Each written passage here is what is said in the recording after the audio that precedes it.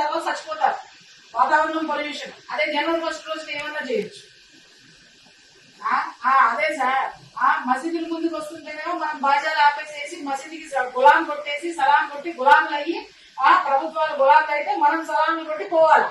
అదే హిందుత్వానికి అడ్డం వస్తే మాత్రమో ఇదే చట్టాలు హిందువుని అరెస్ట్ చేస్తాయి.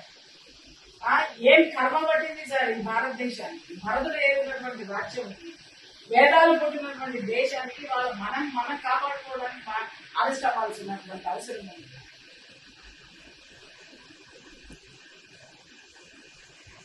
సార్ నేను TV5 లో చేశానండి.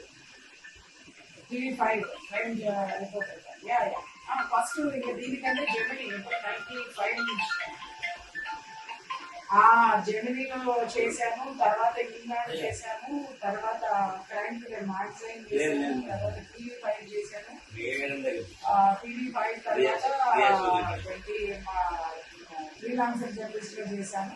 అండ్ అగైన్ మరి చంద్రబాబు నాయుడు గారికి పొలిటికల్ నుంచి 17 వరకు, తర్వాత 2017 నుంచి 19 వరకు అగ్రికల్చర్ మినిస్ట్రీ గవర్నమెంట్ ఢిల్లీ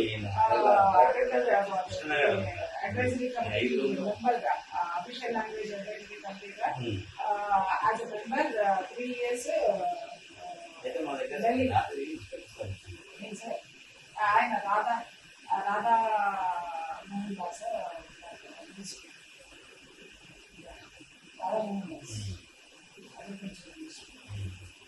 తర్వాత ఇక నేను ముందుకు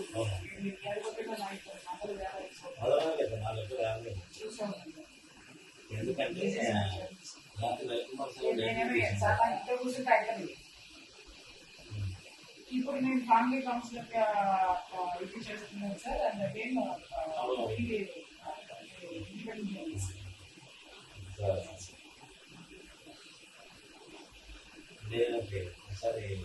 రాధా మనోహర్ దాస్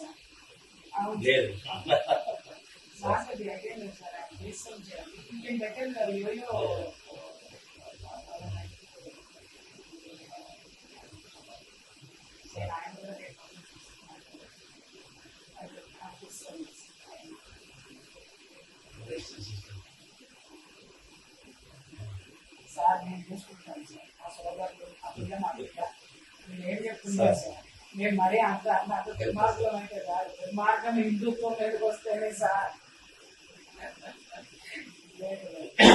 గౌరవించుకోవడం మా తప్పదు.